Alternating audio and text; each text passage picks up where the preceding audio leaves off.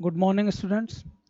My name is Sachin and I am here to teach you ecology and environment.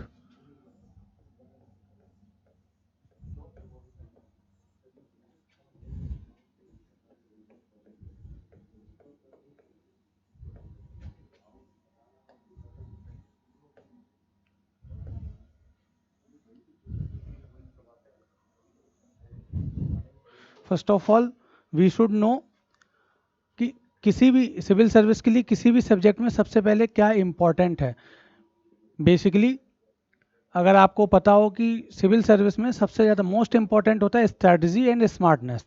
अगर smartness नहीं होगी, आप कुछ भी पढ़ते जाओगे तो उससे कोई फ़ायदा नहीं है। तो ये दूसरा एग्जाम से इसीलिए डिफरेंट होता है कि इसमें स्ट्रैटेजी एंड स्मार्टनेस मैटर करती है। ओके, सो हमें ये पता होना चाहिए किसी भी सब्जेक्ट में, क्योंकि जीएस में हर एक सब्जेक्ट का नेचर क्या होता है, अलग होता है। नेचर ऑफ क्वेश्चंस अलग होते हैं। अगर आपने नेचर ऑफ क्वेश्चंस को पकड़ लिया, फिर आपके लिए स्मार्ट बनना बहुत आसान हो जाएगा। तो बेसिकली हम सबसे पहले यहाँ पे इकोलॉजी और एनवायरनमेंट में ये डिस्कस करेंगे कि हमें क्या पढ़ना है और क्या नहीं। ऐसा नहीं कि आप बहुत बहुत मोटी मोटी बुक्स आती हैं आप पढ़ते रहो, क्योंकि आपको बेसिकली करना क्या है, हमें एग्ज़ाम क्रैक करना है, हमें सिविल सर्वेंट बनना है। तो एग्ज़ाम क्रैक करने पे ज़्यादा फोकस होना चाहिए, ना कि हमें किसी भी सब्जेक्ट में रिसर्च करने पे। तो बेसिकली हम देखेंगे कि इकोलॉजी और एनवायरनमेंट में हम कैसे अपनी स्ट्रेटजी बनाएं, कैसे स्मार्टनेस दिखाएं, जिससे हम क्या करें, हमारी प्रोडक्टिविटी हाई हो सके और हम कम इनपुट में ज़्यादा आउटपुट कैसे प्राप्त कर सके। तो बेसिकली मैं जो पढ़ाता हूँ उसमें इकोलॉजी को 3 कंपोनेंट में डिवाइड कर देता हूँ, एनवायरनमेंट को। एक हो गया static portion, okay. Second one is current portion, current affairs related environment और ecology. And third one is mains, मुख्य परीक्षा के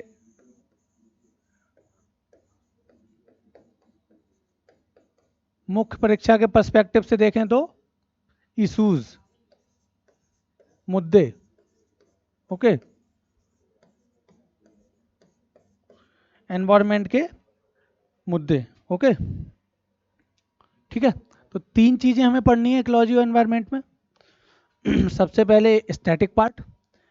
स्टैटिक पार्ट का अगर नेचर देखें, नेचर ऑफ क्वेश्चंस देखें, आप पीछे के जितने भी एग्जाम देखोगे पास्ट ईयर्स के, उसमें आप क्या करोगे, जितने भी एग्जाम्स में आप देखोगे कैसे क्वेश्चंस आए हैं, तो आप स्टैटिक पार्ट्स में आप देखोगे तो नॉर्मली डेफिनेशन वाइज क्वेश्चन आते हैं कि कोई वर्ड उठा लिया, उसका मीनिंग क्या है, वो क्या, what do you mean by this, what do you understand by this. तो स्टैटिक पार्ट अलग है। उसके बाद आता है करंट अफेयर्स। ठीक है, तो स्टैटिक पोर्शन में हम इकोलॉजी और एनवायरनमेंट में हम डेफिनेशंस देखेंगे, बहुत सारे टर्म्स पढ़ेंगे, क्या होता है क्या नहीं होता है। ठीक है, उसके बाद करंट अफेयर्स की बात करें, मोस्ट इंपॉर्टेंट सेगमेंट है ये एनवायरनमेंट एंड इकोलॉजी का। हर प्रत्येक वर्ष सिविल सर्विस में ईच ईयर, चाहे वो आईएएस का एग्जाम हो या स्टेट पीसीएस का एग्जाम हो, करंट अफेयर्स से ही ज़्यादातर क्वेश्चन एनवायरनमेंट एंड इकोलॉजी में देखने को आपको मिलेंगे। करंट अफेयर्स बहुत ज़रूरी है इसमें। जैसे कोई भी गवर्नमेंट क्या कर रही है, ठीक है, जैसे आप गवर्नमेंट की बात करें तो आयुषीएन, आयुषीएन एक क्या निकालता है, आयुषीएन एक रेड डाटा लिस्ट निकालता है। ठीक है, उसमें 9 टाइप्स ऑफ कैटेगरीज होती हैं, उसमें डिवाइड कर लेता है कि वल्नरेबल है, कोई स्पीसीज वो एंडेंजर्ड है, क्रिटिकली एंडेंजर्ड है। तो आयुषीएन स्टेटस से रिलेटेड क्वेश्चन पूछे जा सकते हैं, ओके। बहुत सारे इनिशिएटिव सरकार चलाती है एनवायरमेंट प्रोटेक्शन के लिए, ठीक है, और एनिमल प्रोटेक्शन के लिए। तो जैसे प्रोजेक्ट टाइगर, टाइगर के कंजर्वेशन के लिए चलाया गया, प्रोजेक्ट एलिफेंट, एक्सेट्रा, ओके। तो करंट अफेयर्स की बात करें, national park, biosphere reserve, wild life sanctuaries, जो भी चर्चा में रही हूँ, ठीक है। बहुत सारे इंटरनेशनल कैंपेन्स होते हैं, जैसे ब्लू फ्लैग सर्टिफिकेट, आपको आइडिया होना चाहिए अगर आप पढ़ते हैं तो। ब्लू फ्लैग सर्टिफिकेट किससे संबंधित है, ब्लू फ्लैग सर्टिफिकेट है बीचेस को क्लीन करने से, उनके लिए ब्लू फ्लैग सर्टिफिकेशन दिया जा रहा है कि कौन कितना बीच जो है समुद्र का बीच कितना क्लीन है कितना नहीं है ना। समुद्र को ही अगर उसके देखें तो एक कैंपेन चलाया गया था, क्लीन सी कैंपेन। तो आपसे पूछ लेगा क्लीन सी कैंपेन कौन चला रहा है या ये किससे संबंधित है।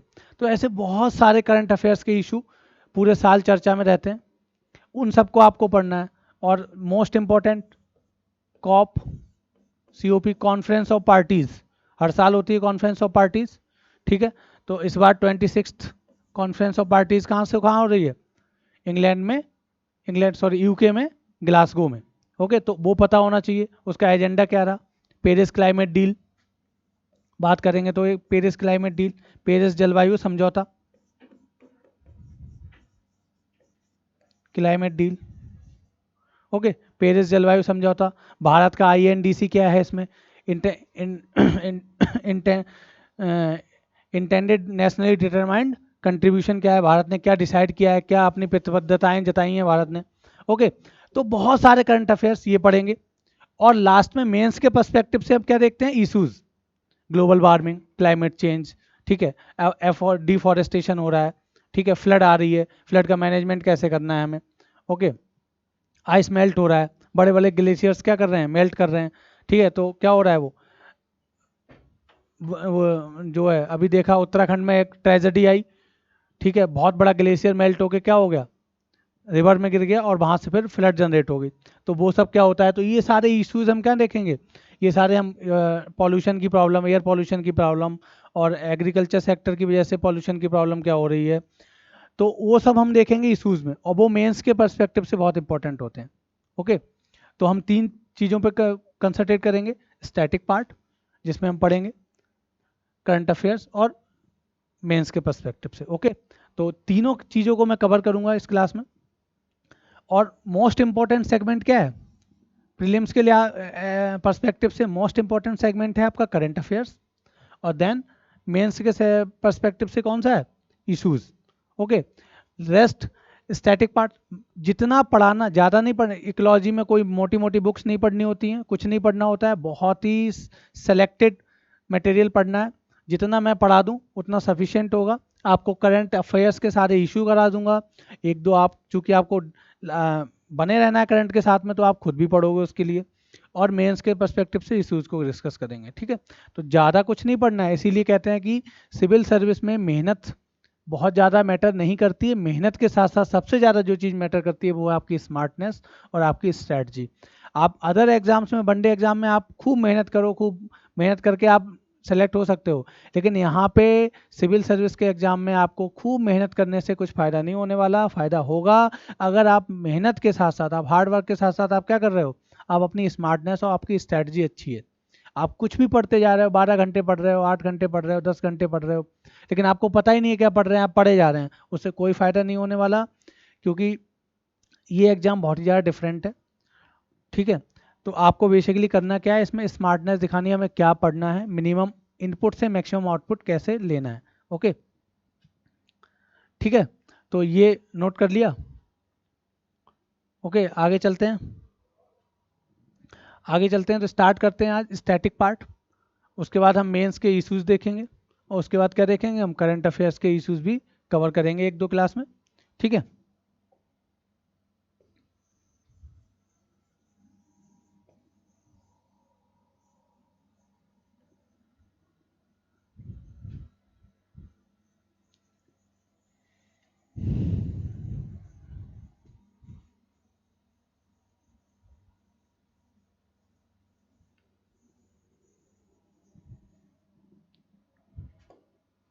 ओके, नाउ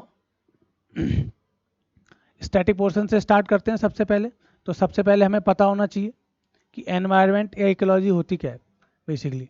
ओके, इकोलॉजी नाम ही है, इको प्लस लॉजी।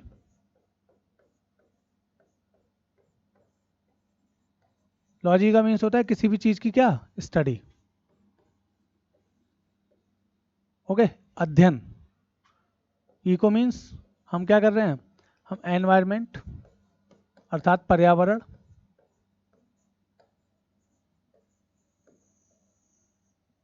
ओके, या फिर इकोसिस्टम।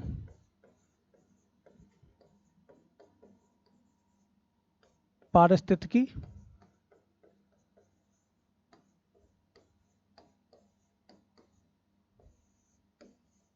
तंत्र, ठीक है, का अध्ययन कर रहे हो। तो बेसिकली अगर एक अगर आपसे पूछे इकोलॉजी है क्या, ये कोई क्वेश्चन नहीं आने वाला, एग्जाम में नहीं पूछा जाने वाला है, लेकिन आपको पता होना चाहिए अगर आप पढ़ रहे हो इकोलॉजी है क्या। तो बेसिकली है क्या इकोलॉजी? इकोलॉजी एक स्टडी है, एक अध्ययन है, किसकी? एनवायरनमेंट या इकोसिस्टम की। तो हम जब हम एनवायरनमेंट या इकोसिस्टम की एक होल स्टडी करते हैं, उसको क्या बोला जाता है? इकोलॉजी। ओके,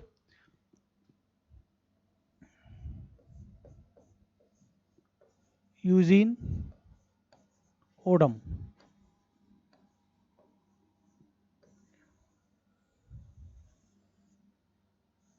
ठीक है, यूजीन ओडम, एक नाम है यूजीन ओडम, ओडम भी कहते हैं।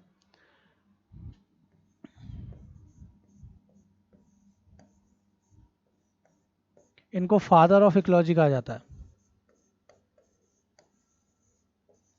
फादर ऑफ इकोलॉजी कहा जाता है। Okay,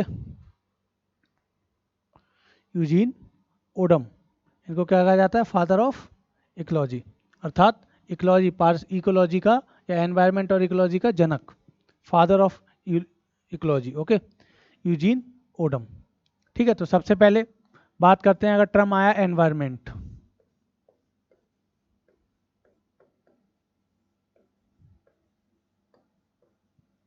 what do you mean by environment? पर्यावरण।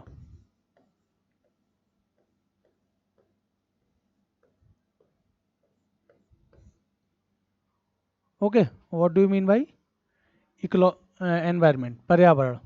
तो अगर हम आप देखें पर्यावरण हिंदी में अगर करें तो परि प्लस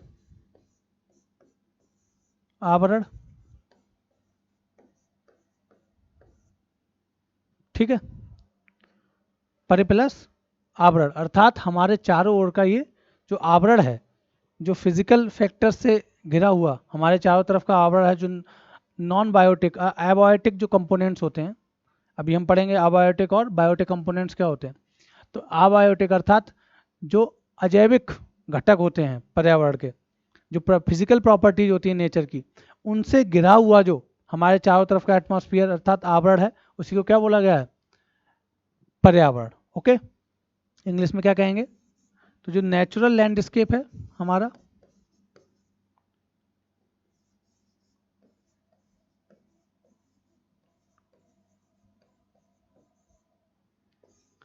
कंसिस्ट ऑफ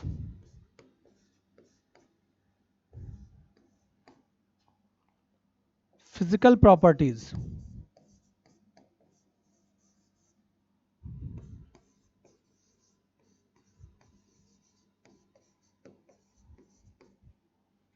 ठीक है, natural landscape consist of physical properties. और फिजिकल प्रॉपर्टीज कौन कौन सी? टेम्परेचर, तापमान, ह्यूमिडिटी, ठीक है, रेन, ऐसे बहुत सारी हैं, आगे हम पढ़ेंगे भी। Soil, rain, gases, oxygen, carbon dioxide, nitrogen, phosphorus, ठीक है, इसका बायोडाइवर्सिटी पे और हमारे लिविंग कंपोनेंट्स पे क्या फ़र्क पड़ता है, जैविक समुदाय पे क्या फ़र्क पड़ता है, उसको इफेक्ट कैसे करते हैं। तो वो सब किस में हो रहा होता है? वो सब हमारे एनवायरनमेंट में हो रहा होता है। ओके, नोट कर लिया?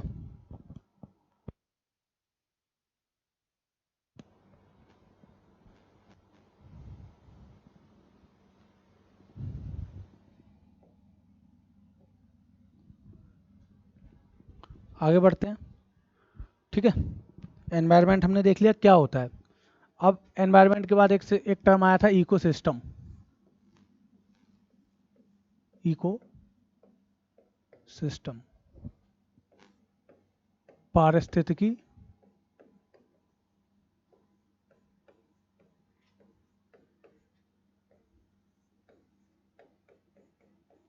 तंत्र, इकोसिस्टम, पारिस्थितिकी तंत्र, ठीक है। तो इसकी अगर डेफिनेशन की बात करें ये सब एग्जाम में नहीं पूछे जाने वाले हैं, लेकिन इकोलॉजी के पर्सपेक्टिव से हमें पता होना चाहिए होता क्या है। ओके, मैं बता दूंगा एग्जाम में कौन सा क्वेश्चन आते हैं, कैसे क्वेश्चन आते हैं, तो आपको वो नेचर पता चलता चला जाएगा। इकोसिस्टम बेसिकली होता क्या है? तो अगर बात करें इकोसिस्टम की, ठीक है, तो पारिस्थितिकी तंत्र क्या है? एक फंक्शनल,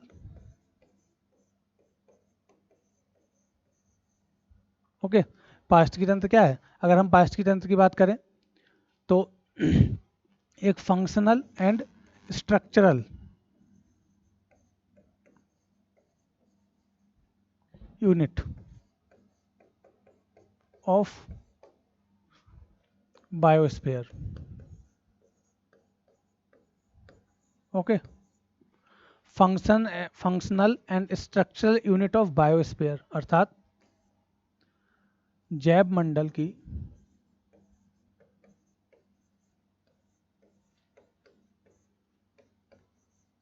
क्रियात्मक एंड संरचनात्मक इकाई है।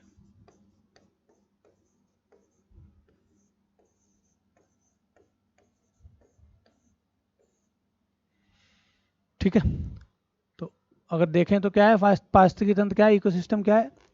Functional and structural unit of biosphere, जैव मंडल की क्रियात्मक और संरचनात्मक इकाई, जिसमें इन विच, ओके, बायोटिक अर्थात जैविक, ठीक है, बायोटिक कंपोनेंट्स,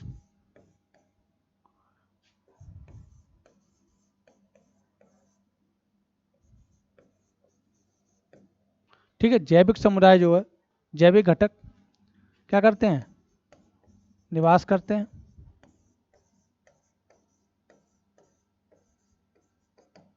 ठीक है, तो बायोटिक कंपोनेंट्स क्या करते हैं? जहां पे रहते हैं, एग्जिस्ट करते हैं। ओके, एंड इंटरेक्ट विद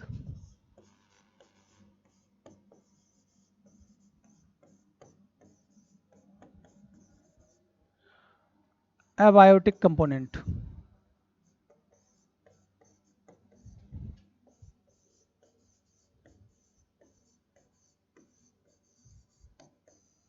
अजैविक घटक, घटक या समुदाय। ओके, अर्थात इंटरेक्ट का मतलब होता है अन्योन्य क्रिया करना, आपस में अंतर संबंधित होकर एक दूसरे से रिएक्ट करते हैं। अभी आपको समझ में आ जाएगा। ठीक है, तो एक इकोसिस्टम होता क्या है? एक बहुत सिंपल डेफिनेशन आपको समझ में आ गई होगी कि इकोसिस्टम एक functional and structural unit of biosphere अर्थात जैव मंडल की क्रियात्मक और संरचनात्मक इकाई होती है, जिसमें दो फैक्टर्स होते हैं। इकोलॉजी में दो कंपोनेंट, इकोलॉजी को दो फैक्टर्स में, दो कंपोनेंट में डिवाइड किया जाता है, एक बायोटिक और एक नॉन बायोटिक या अबायोटिक। ओके, अर्थात जैविक घटक या जैविक समुदाय और दूसरा अजैविक घटक, अजैविक समुदाय। अभी पर बता देंगे हम क्या होता है जैविक और अजैविक। तो जहाँ तो इकोसिस्टम क्या होता है? एक फंक्शनल और स्ट्रक्चरल यूनिट है बायोस्फीयर की, जैव मंडल की, जिसमें बायोटिक कंपोनेंट, जैविक समुदाय या जैविक घटक, और अबायोटिक कंपोनेंट, अजैविक घटक, दोनों आपस में इंटरेक्ट करते हैं, अन्योन्य क्रिया करते हैं। ठीक है, और हम उसमें रहते भी हैं। भाई बायोटिक कंपोनेंट्स में हम भी आते हैं, एनिमल है, प्लांट्स है, ठीक है, ये सब आएंगे इसमें बायोटिक कंपोनेंट्स में। तो वो उसमें रहते हैं और क्या करते हैं? इंटरेक्ट विद क्या? अबायोटिक कंपोनेंट्स, अजैविक घटकों के साथ क्या करते हैं? अन्योन्य क्रिया, आपस में इंटरेक्ट करते हैं, एक दूसरे के साथ क्रिया करते हैं। तो ऐसे सिस्टम को क्या कहते हैं? इकोसिस्टम कहते हैं। ऐसे सिस्टम को क्या बोलेंगे? इकोसिस्टम। अब इसमें तीन वर्ड्स आए, एक तो बायोस्फीयर, ओके, दूसरा बायोटिक कंपोनेंट और तीसरा अबायोटिक कंपोनेंट। ये तीन चीजें हमें पता होना चाहिए। ठीक है, ये समझ में आ गया इकोसिस्टम क्या होता है। तो इकोसिस्टम में क्या है?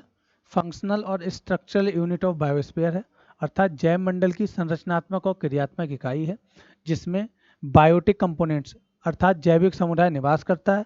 हम आप और आप एनिमल प्लांट्स इस सब में हम भी आते हैं, हम सब रहते हैं। एनिमल प्लांट्स ये सब एग्जिस्ट करते हैं और साथ में क्या करते हैं, किसके साथ इंटरेक्ट करते हैं, अजैविक समुदाय से, अजैविक घटकों के साथ, अबायोटिक कंपोनेंट्स के साथ वो क्या करते हैं, इंटरेक्ट करते हैं। तो ऐसे सिस्टम को क्या कहते हैं, इकोसिस्टम। ठीक है, नोट कर लो। आगे 3 वर्ड्स डिस्क्राइब करते हैं, बायोस्फीयर क्या है, बायोटिक कंपोनेंट्स क्या है, एंड अजैविक अबायोटिक कंपोनेंट्स क्या है।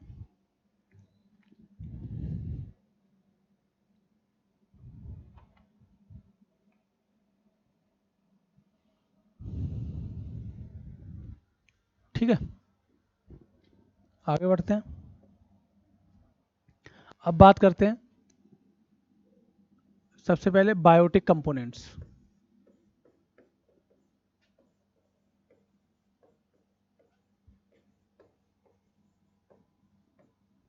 ठीक है, अर्थात जैविक घटक या समुदाय भी कहते हैं, कम्युनिटी।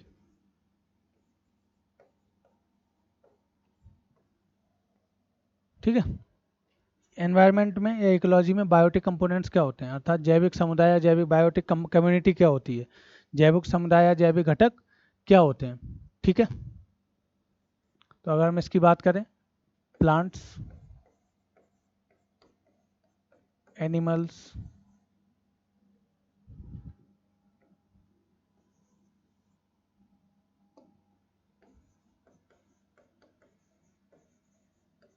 ठीक है, अर्थात अगर इकोलॉजी के पर्सपेक्टिव में कहें तो प्रोड्यूसर्स, उत्पादक, कंज्यूमर्स, उपभोक्ता,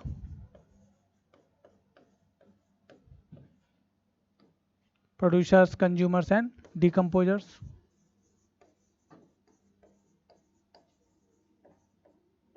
अपघटक, एक्सेट्रा। ओके, ये सब किस में आते हैं, बायोटिक कंपोनेंट्स में। इसमें बैक्टीरियाज आते हैं, एल्गी आते हैं, है ना, इन सब में। तो ये क्या है, बायोटिक कंपोनेंट्स। अगर आपसे पूछे बायोटिक कंपोनेंट्स कौन से होते हैं, तो प्लांट्स, एनिमल्स। ठीक है, एनिमल्स में माइक्रोब्स हो जाते हैं, सूक्ष्म जीव भी उसी में काउंट कर लिए जाते हैं। तो देखें तो प्रोड्यूसर्स, उत्पादक, अर्थात जो आगे पढ़ेंगे प्रोड्यूसर्स क्या होता है, उत्पादक कौन है, अर्थात जो प्रकाश फोटोसिंथेसिस, प्रकाश संश्लेषण के द्वारा स्वतः क्या करते हैं, भोजन का निर्माण करते हैं, उनको क्या कहते हैं, प्रोड्यूसर्स कहते हैं। बायोटिक कंपोनेंट्स का एक पार्ट है। दूसरा कंज्यूमर्स, अर्थात जो क्या करते हैं, प्रोड्यूसर्स के द्वारा जो उत्पादित भोजन है, जो उन्होंने फूड को प्रोड्यूस किया है फोटोसिंथेसिस के द्वारा, किसने, प्रोड्यूसर्स ने, उसको क्या करते हैं, कंज्यूम करते हैं, उपभोक्ता। और तीसरा डिकम्पोजर्स, अपघटक, अर्थात जो डिकम्पोज करते हैं। ठीक है, और सॉइल को क्या करते हैं, सॉइल को और अन्य चीज़ों को क्या करते हैं, न्यूट्रिशन, पोषण प्रदान करते हैं।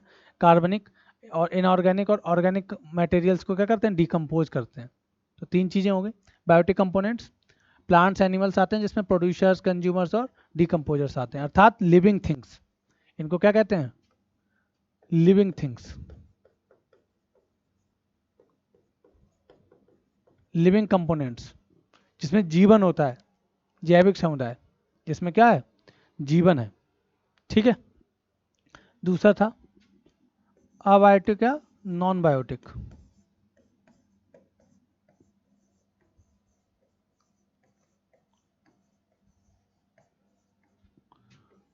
अजैविक घटक,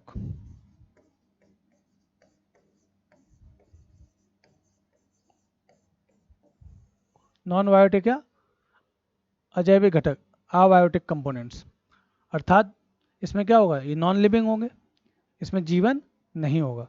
तो ऐसे फिजिकल फैक्टर्स, ऐसी प्रॉपर्टीज एनवायरनमेंट की जिसमें कोई जीवन नहीं होता है, नॉन लिविंग होते हैं, उनको क्या कहते हैं, अबायोटिक कंपोनेंट्स।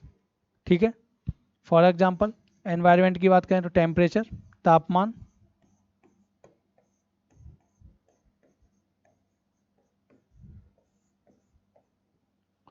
ह्यूमिडिटी,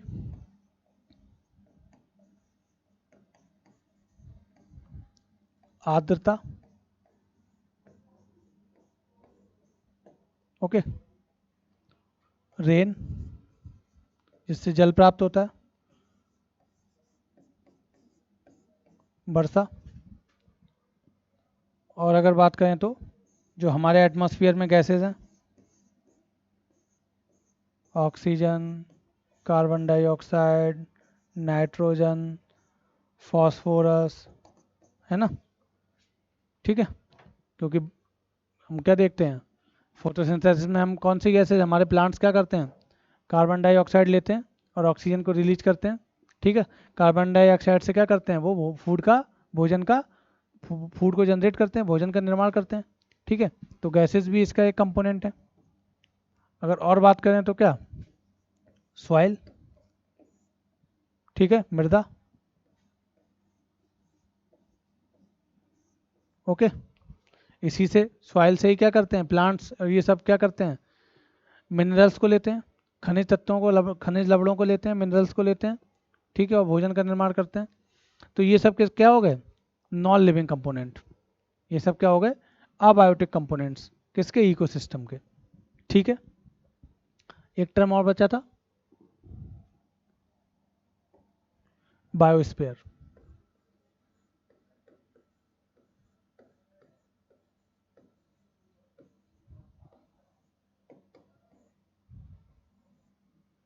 ठीक है, बायोस्फीयर कहते हैं जैव मंडल। नाम ही है बायोस्फीयर, जैव मंडल। अर्थात जैसा कि नाम सजेस्ट कर रहा है कि एक ऐसा कोई रीजन होगा, ऐसा कोई क्षेत्र होगा जहाँ जैव अर्थात बायोलॉजिकल रिएक्शंस हो रहे हैं, अर्थात जीवन एग्जिस्ट कर रहा होगा। समझ में आया, बायोस्फीयर नाम है, बायोस्फीयर जैव मंडल, मंडल मतलब रीजन, क्षेत्र।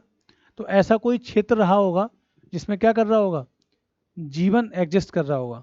ठीक है, ओके। तो देखो होता क्या है,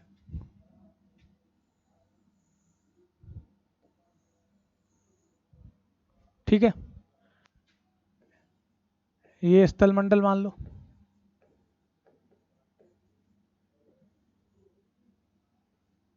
लिथोस्फीयर,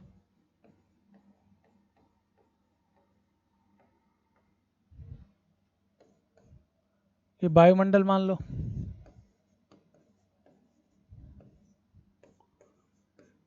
एटमॉस्फेयर। ठीक है, और तीसरा क्या होता है,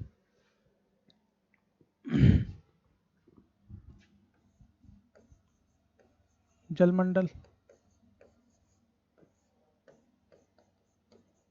हाइड्रोस्फीयर।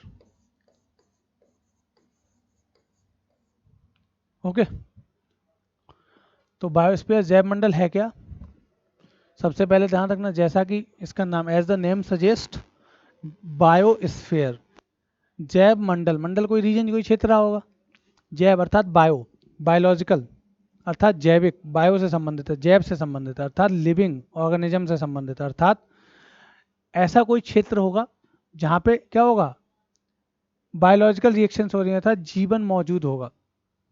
ठीक है, तो हम तीन कंपोनेंट्स पढ़ते हैं, अगर पूरी पृथ्वी को अगर बांटें तो हम तीन कंपोनेंट्स में, तीन पार्ट्स में डिवाइड कर देते हैं। एक स्थल मंडल अर्थात लिथोस्फीयर, सेकंड जलमंडल अर्थात हाइड्रोस्फीयर, और थर्ड एटमॉस्फेयर, वायुमंडल। ठीक है, तो इन तीनों,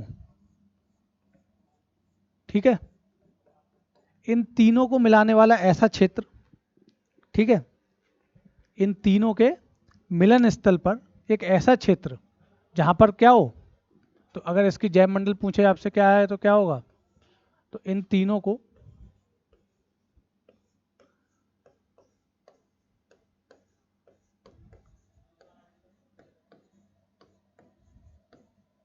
मिलन स्थल पर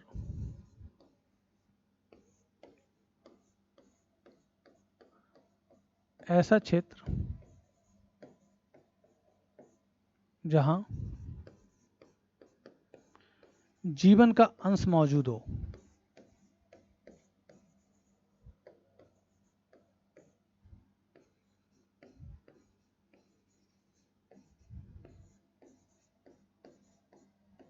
ठीक है, अर्थात जहां जीवन एग्जिस्ट करता हो। ओके, ठीक है, तो बायोस्फीयर क्या है? लिथोस्फीयर, एटमॉस्फेयर और हाइड्रोस्फीयर, इन तीनों के मिलन स्थल पर, ठीक है, ऐसा क्षेत्र जहां पर जीवन एग्जिस्ट करता हो। अगर इंग्लिश में बात करें तो क्या कहेंगे? Biological component of earth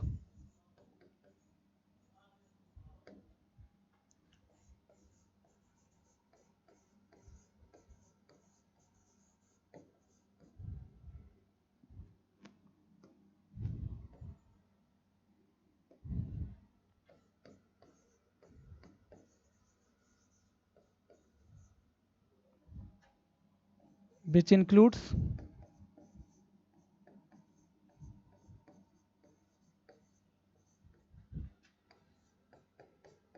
lithosphere, atmosphere और hydrosphere, okay, is called biosphere. ठीक है, अर्थात बायोलॉजिकल कंपोनेंट ऑफ अर्थ का मतलब एक अर्थ का एक ऐसा, पृथ्वी का एक ऐसा क्षेत्र जहां पर क्या हो, बायोलॉजिकल कंपोनेंट, जैविक समुदाय रहते हो, अर्थात जहां पे जीवन एग्जिस्ट करता हो, लिविंग थिंग्स एग्जिस्ट करती हो, ठीक है, जहां जीवन हो, ठीक है, बायोलॉजिकल कंपोनेंट ऑफ अर्थ, किसका? अर्थ का, पृथ्वी का ऐसा क्षेत्र जहां पे जीवन, बायोलॉजिकल कंपोनेंट, जैविक समुदाय रहता हो, ठीक है, किसके किसको इंक्लूड करते हुए? लिथोस्फीयर, एटमॉस्फेयर एंड हाइड्रोस्फीयर, अर्थात स्थलमंडल, जलमंडल और वायुमंडल, तीनों को मिलने मिलने पर एक ऐसा क्षेत्र निर्मित होता है जहाँ पे क्या हो, जहाँ पे बायोलॉजिकल कंपोनेंट देखने को मिलते हो नेचर के, अर्थात जैविक समुदाय जहाँ पे रहता हो, जहाँ पे जीवन की अंश मौजूद हो, उसको क्या कहते हैं? बायोस्फीयर कहते हैं। ठीक है, नोट कर लो इसको।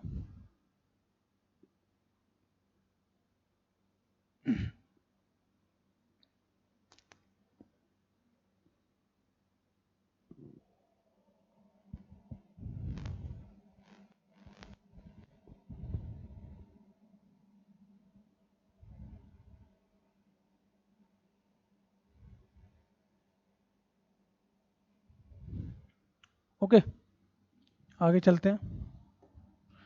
एक अगला टर्म आता है इकोटोन। इकोटोन,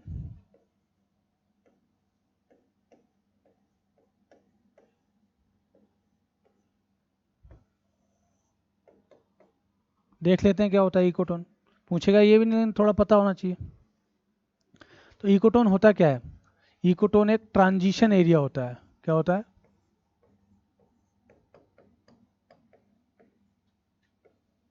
ट्रांजिशन एरिया, अर्थात संक्रमण क्षेत्र होता है।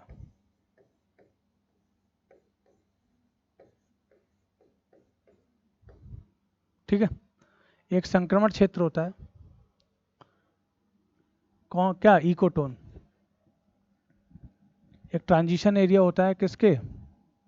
जहां पर क्या करते हैं, जहां पर biotic communities,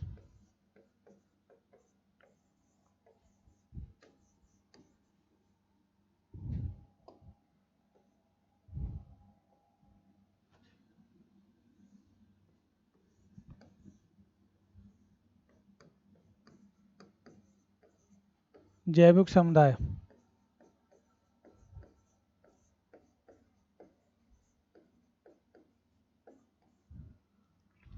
biotic communities interact with each other.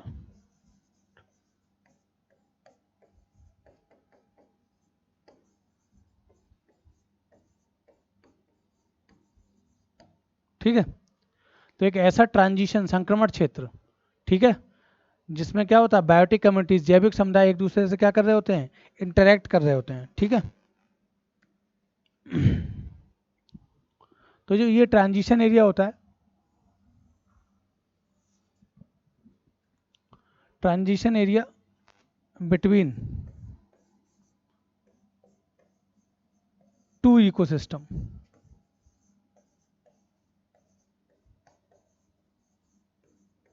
Okay. तो इकोटोन क्या होता है? इकोटोन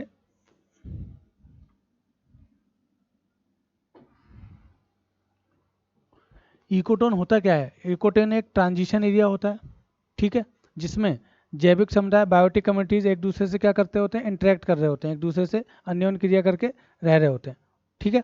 बायोटिक कम्युनिटीज चाहे प्लांट्स हो एनिमल्स हो, अलग अलग स्पीसीज हो, ठीक है। लेकिन ट्रांजिशन एरिया किसके बीच का होता है? बिटवीन टू इकोसिस्टम, ठीक है। अब इसके एग्जाम्पल से आप समझ जाओगे। इसका मैं एग्जाम्पल दूं, अगर इसका एक उदाहरण दूं, तो इसका एक उदाहरण होता है मैंग्रोव्स।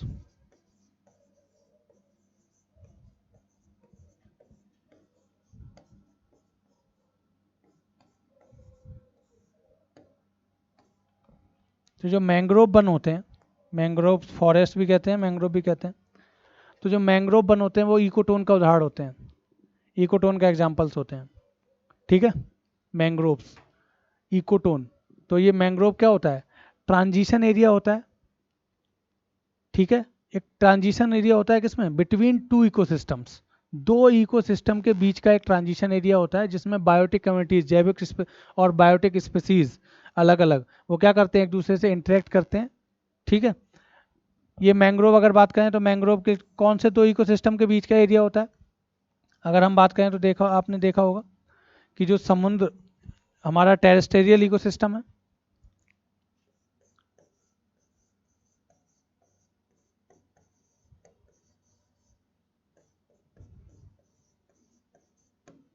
अर्थात स्थलीय पारिस्थितिकी तंत्र, और दूसरा मरीन, मरीन इकोसिस्टम, अर्थात समुद्री पारिस्थितिकी तंत्र।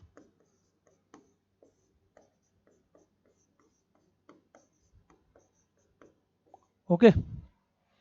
तो अगर आप देखें मैंग्रोव्स, अगर आप समुद्र के किनारे जाएं तो आपको, अगर आप समुद्र, सबसे बेस्ट एग्जांपल है हमारे यहाँ पे Sundarban, okay, gulf of Mannar भी है और सुंदरबन। अगर आप सुंदरबन में देखें जाके, वेस्ट बंगाल में सुंदरबन जो डेल्टा है, वहाँ पे पानी में आपको वृक्ष दिखाई देंगे, ठीक है।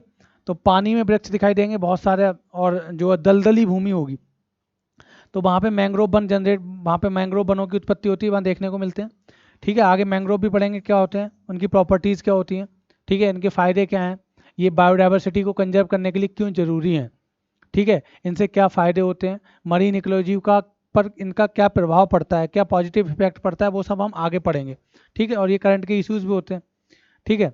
हमारे क्वेश्चन बन सकता है कि हमारे यहाँ भारत में कहाँ कहाँ पे मैंग्रोव पाए जाते हैं, और दुनिया का कितना परसेंट मैंग्रोव हमारे यहाँ पाया जाता है, ठीक है। बहुत अधिक मात्रा में भारत में ही पाए जाते हैं मैंग्रोव, ठीक है। और इस पे मैंग्रोव वन, जो मैंग्रोव फॉरेस्ट होते हैं, उन पे वहाँ के जो लोकल लोकल लोग होते हैं, उनकी लाइवलीहुड कैसे क्या कर डिपेंड, इस पे डिपेंड कैसे करती है। तो बहुत सारे ऐसे प्रोडक्ट मैंग्रोव वन से प्राप्त होते हैं जो वहाँ के लोकल के लिए, जिससे वो क्या करते हैं? अपनी लाइवलीहुड को जनरेट करते हैं। तो ये सारे फैक्टर्स हम आगे जब हम मैंग्रोव पढ़ेंगे तो बताएंगे, ठीक है। इसी में आएगा, इकोलॉजी में मैंग्रोव पढ़ेंगे, ठीक है। तो अगर इकोटोन टोन की बात करें तो क्या है? इकोटोन ट्रांजिशन एरिया है बिटवीन टू इकोसिस्टम्स। तो दो इकोसिस्टम्स के बीच का एक ऐसा संक्रमण क्षेत्र जहाँ पे क्या कर रहे होते हैं, जहाँ पे बायोटिक कम्युनिटीज क्या कर रही होती है? इंटरेक्ट कर रही होती हैं एक दूसरे से, ठीक है। उसको क्या कहते हैं? इकोटोन कहते हैं, ठीक है। और इसका बेस्ट एग्जांपल क्या है? मैंग्रोव्स, अर्थात मैंग्रोव वन, ठीक है। एक मैंग्रोव वन कहाँ पे जनरेट होते हैं? इसके लिए दो इकोसिस्टम कौन से एक दूसरे से ट्रांजी मिल रहे होते हैं, ट्रांजिशन एरिया होता है टेरेस्टेरियल इकोसिस्टम, स्थलीय पारिस्थितिकी तंत्र, और मरीन इकोसिस्टम, समुद्री पारिस्थितिकी तंत्र, जहाँ पे एक दूसरे से मिल रहे होते हैं। वहाँ पे क्या होता है? वहाँ पे अगर आप देखें तो सुंदरबन जो होता है, सुंदरबन का डेल्टा, सुंदरबन के डेल्टा में क्या है? अगर आप जाएंगे तो वहाँ पे बहुत सारे छोटे छोटे वृक्ष मिलेंगे, ठीक है। वो किससे जनरेट होंगे? वो उसको मैंग्रोव वन कहेंगे, उसका बहुत सारी इकोलॉजिकल इंपॉर्टेंस होती है, उसकी इकोनॉमिकल इंपॉर्टेंस होती है, वो हम आगे पढ़ेंगे, ठीक है। तो इकोटोन क्या होता है? ट्रांजिशन। तो अगर आपको देखा जाए तो चूंकि टू इकोसिस्टम, दो इकोसिस्टम की प्रॉपर्टीज यहाँ पे एक साथ आ रही हैं, टेरेस्टेरियल इकोसिस्टम और मरीन इकोसिस्टम, इसलिए इकोटोन जो होता है उसकी बायोडाइवर्सिटी क्या होती है? बायोडाइवर्सिटी, जैव विविधता, बहुत ज़्यादा होती है। ठीक है, तो कोई पूछे इकोसिस्टम इकोटोन की बायोडाइवर्सिटी बहुत ज़्यादा क्यों होती है, उसका रीजन क्या होता है? क्योंकि इकोसिस्टम एक ऐसा ट्रांजिशन एरिया होता है जहाँ पे टू इकोसिस्टम्स क्या कर रहे होते हैं, एक दूसरे से मर्ज कर रहे होते हैं। तो दो इकोसिस्टम की जब प्रॉपर्टीज एक दूसरे से मर्ज करती हैं तो वो क्या होता है वहाँ पे तो एग्जाम्पल अगर हमने मैंग्रोव बन कर लिया, टेरेस्ट्रियल इकोसिस्टम और मरीन इकोसिस्टम, तो इससे क्या होगा, बायोडाइवर्सिटी बहुत ज़्यादा होती है। ऐसी दलदली भूमि अगर आप देखें तो उसमें भी बायोडाइवर्सिटी बहुत ज़्यादा होती है। ठीक है, नोट कर लो।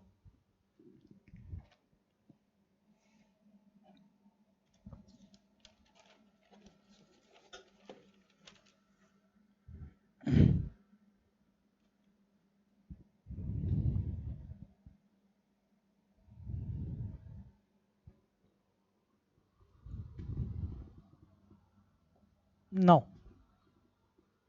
कम टू द नेक्स्ट टॉपिक। बात करते हैं कि how components effect biodiversity. Ultimately ecology, environment और इकोलॉजी में हम फोकस करते हैं किस पे, बायोडाइवर्सिटी, जैव विविधता पे। तो किस प्रकार हमने जो दो टाइप के कंपोनेंट पढ़े, biotic component and abiotic component, वो किस प्रकार से क्या करते हैं, बायोडाइवर्सिटी को इफेक्ट करते हैं, वहाँ पे हम देखते हैं। ठीक है, तो सबसे पहले हम अगर देखें तो सबसे पहले जो मोस्ट इंपॉर्टेंट फैक्टर है, कंपोनेंट है टेम्परेचर, तापमान।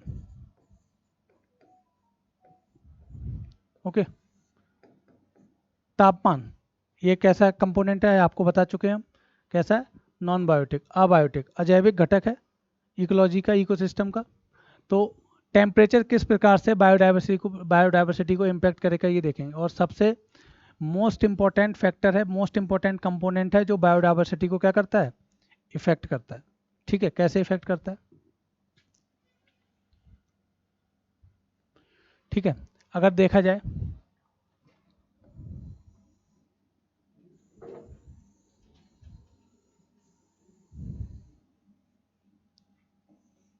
0 डिग्री, ये हमारी इक्वेटर हो गई। ठीक है, विषुवत रेखा।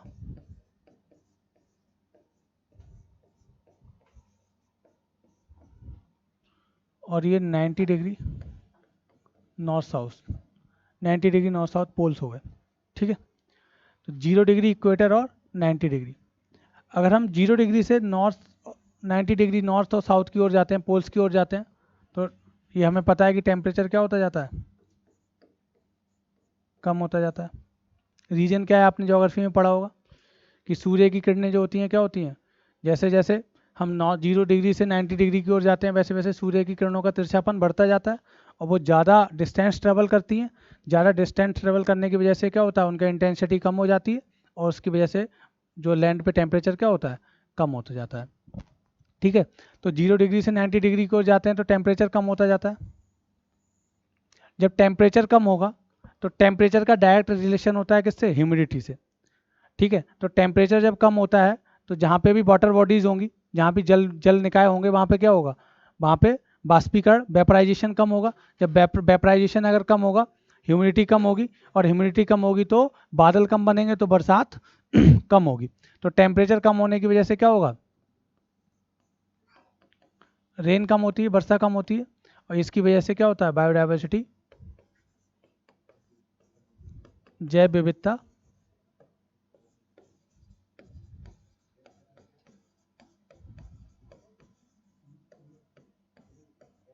कम होती जाती है। ठीक है, तो अगर टेम्परेचर की बात करें तो टेम्परेचर का डायरेक्ट रिलेशन हो गया किससे, बायोडाइवर्सिटी से। ठीक है, 0 डिग्री से 90 डिग्री की ओर जाएंगे तो ये समझ में आ गया कैसे टेम्परेचर कम हो रहा है। और टेम्परेचर कम हो रहा है तो टेम्परेचर की वजह से क्या हो रहा है, टेम्परेचर की वजह से रेन, वर्षा की मात्रा में कमी आ रही है, और वर्षा की मात्रा में कमी आने से क्या क्या होता है, बायोडाइवर्सिटी कम हो रही है। तभी अगर आप देखेंगे तो अगर इसको डिवाइड करें,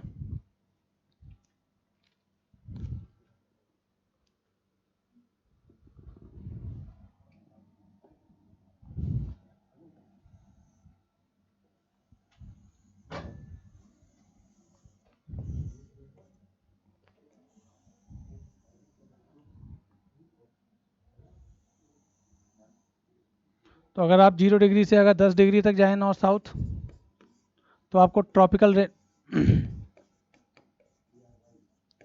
रेन फॉरेस्ट देखने को मिलते हैं। ओके, अगर आप 0 डिग्री से 10 डिग्री नॉर्थ साउथ जाएंगे तो क्या देखने को मिलेगा? ट्रॉपिकल रेन फॉरेस्ट देखने को मिलेंगे।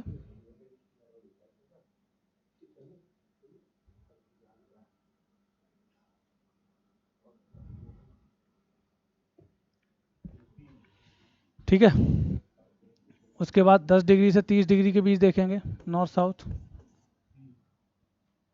तो यहाँ पे मानसून फॉरेस्ट देखने को मिलेंगे।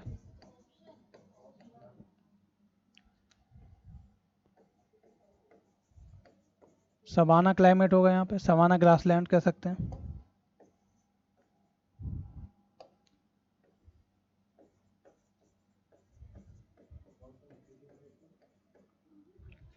और यहाँ पे डेजर्ट इकोसिस्टम देखने को मिलेगा।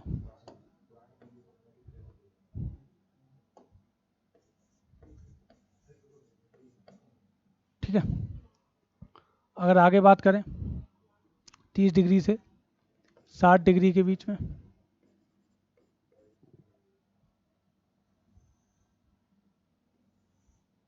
तो यहाँ पे Chinese type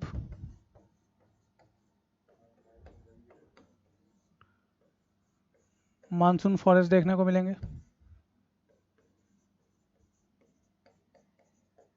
okay, steppe grasslands देखने को मिलेंगे आपको। और इधर मेडिटेरेनियन क्लाइमेट।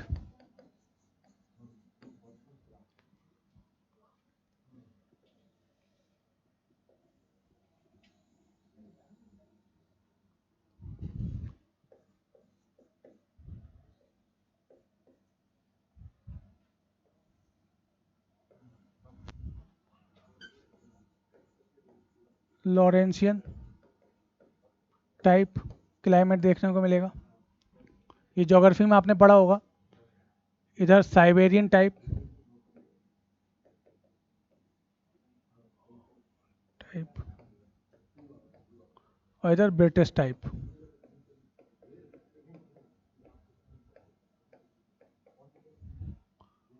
और लास्ट में 90 डिग्री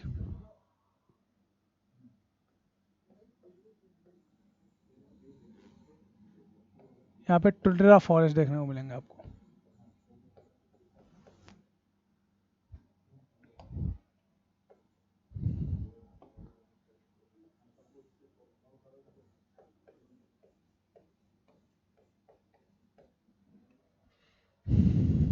ठीक है, अगर हम देखें कि वर्ल्ड के लेवल पे क्लाइमेट का कैसे डिस्ट्रीब्यूशन है, तो उसका मेन रीजन टेम्परेचर है। टेम्परेचर से रिलेट करता है रेन। ठीक है, तो अगर हम 0 डिग्री से 10 डिग्री नॉर्थ साउथ जाएंगे तो आपको ट्रॉपिकल रेन फॉरेस्ट, हिंदी में लिख देता हूँ, उष्ण कटिबंधीय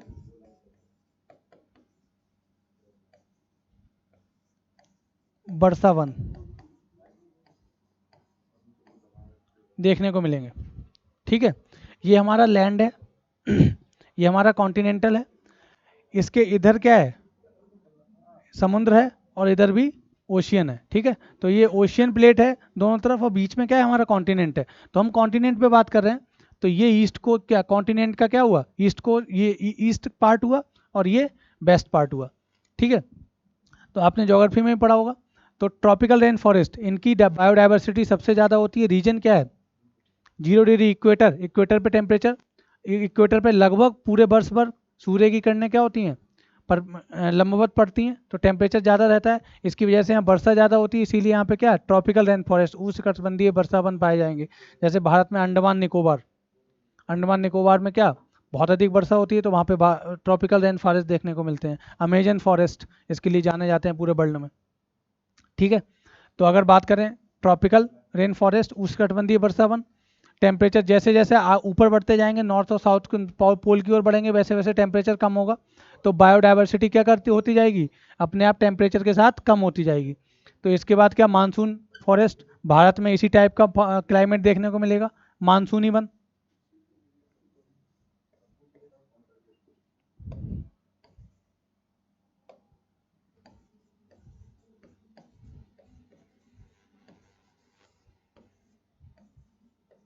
मानसूनी वन, मानसूनी वनस्पति भारत में पाई जाती है। ठीक है, अगर हम जी 10 से 30 डिग्री नॉर्थ साउथ जाएंगे और अगर कॉन्टिनेंट के मिडिल में बात करेंगे तो आपको सवाना ग्रासलैंड मिलेगा। ठीक है, सवाना वनस्पति घास के मैदान, जिसमें वृक्ष सहित घास के मैदान होंगे, अर्थात जिसमें वृक्ष भी होंगे और घास के मैदान भी होंगे। ठीक है, अगर हम कॉन्टिनेंट के वेस्ट साइड में जाएंगे, वेस्ट पार्ट में जाएंगे तो हमें डेजर्ट दिखाई देंगे। ओके, आगे बढ़ेंगे तो इसमें क्या है, ये चीन तुल्य मानसूनी वन पर आप पाए जाएंगे।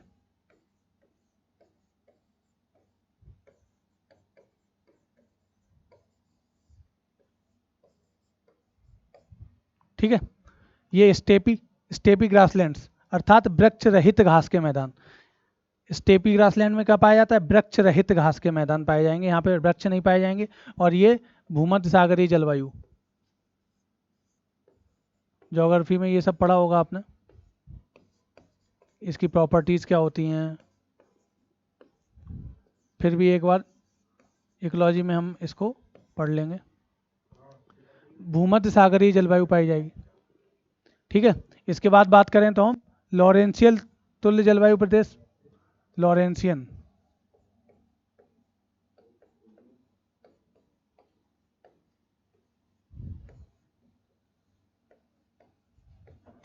ठीक है, ये साइबेरियन तुल्य, इसको टैगा फॉरेस्ट भी कहते हैं, टैगा वन या बोरियल फॉरेस्ट। ठीक है, साइबेरियन टाइप को टैगा या बोरियल फॉरेस्ट भी कहते हैं।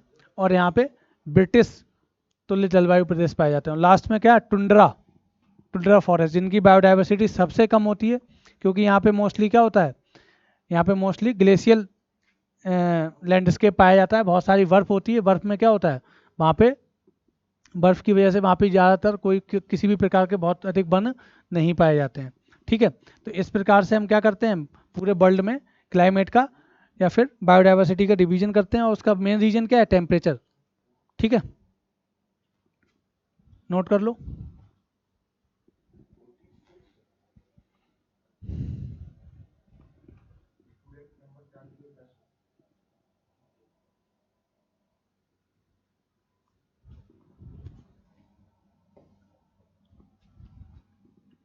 सेकंड कंपोनेंट था रेन, वर्षा। ठीक है, रेन वर्षा, इसका भी अभी जैसा कि टेम्परेचर के साथ इसका रिलेशन दिखाया ही, डायरेक्टली प्रोपोर्शनल बायोडाइवर्सिटी, जैव विविधता। जहाँ वर्षा ज़्यादा होगी, जहाँ अच्छा पर्याप्त मात्रा में वर्षा होगी, जल प्राप्त होगा, तो वहाँ पे बायोडाइवर्सिटी भी ज़्यादा होगी। और अगर तीसरा फैक्टर ह्यूमिडिटी की बात करें तो ये तीनों एक ही साथ जुड़ते हैं, आर्द्रता। टेम्परेचर ज़्यादा होगा तो आर्द्रता भी ज़्यादा होगी, तो आर्द्रता ज़्यादा होगी, ह्यूमिडिटी ज़्यादा होगी, तो बायोडाइवर्सिटी भी ज़्यादा होगी।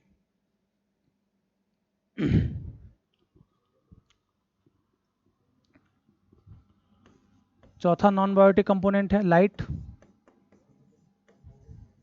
प्रकाश।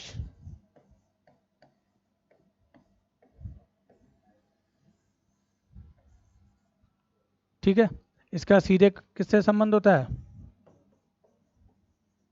टेम्परेचर से, तापमान से। तो जहाँ टेम्परेचर ज़्यादा होगा वहाँ प्रकाश ज़्यादा प्राप्त होगा, तो ज़्यादा टेम्परेचर से ज़्यादा लाइट अगर प्राप्त होगी तो उससे क्या होगा, ज़्यादा लाइट प्राप्त होने से फोटोसिंथेसिस का रेट क्या होगा, बहुत ज़्यादा होगा। और फोटोसिंथेसिस का रेट ज़्यादा होगा तो फिर क्या होगा, भोजन का निर्माण ज़्यादा होगा। ठीक है, तो उससे जैव विविधता भी ज़्यादा होगी। ठीक है, अगर बात करें आगे सॉइल, मृदा, एक कंपोनेंट ये भी है। तो मृदा बैरन है या फर्टाइल है, उस पर डिपेंड करता है। अगर डेजर्ट में जाएंगे तो आपको मृदा क्या मिलेगी, उसको ज्योग्राफी में आपने सॉइल फैक्टर्स पढ़े होंगे। तो अगर डेजर्ट में जाएंगे हम तो वहाँ पे मृदा क्या होगी, बैरन होती है, तो वहाँ पे वो प्रॉपर्टीज़ नहीं मिल पाती हैं जिससे कि बहुत ज़्यादा बायोडाइवर्सिटी जनरेट हो पाए। ठीक है, तो मृदा कैसे इफेक्ट करती है बायोडाइवर्सिटी को, ये भी पता है। ठीक है, आगे बढ़ते हैं।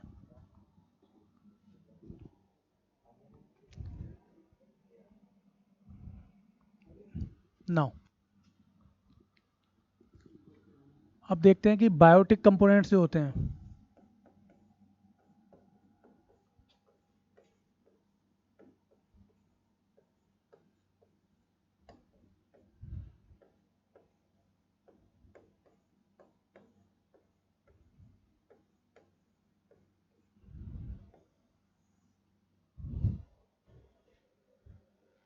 ओके, बायोटिक कंपोनेंट जैविक घटक हम नेक्स्ट क्लास में पढ़ेंगे। ठीक है, आज के लिए इतना ही काफ़ी है। Thank you very much.